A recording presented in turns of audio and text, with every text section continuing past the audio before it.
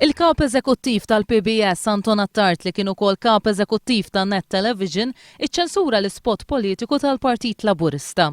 Huwa għamel ilment lil YouTube fejn stqar li għandu l-copyright fuq il-filmat imxandar u għalhekk l-ispot politiku twaqqaf minn fuq l-internet.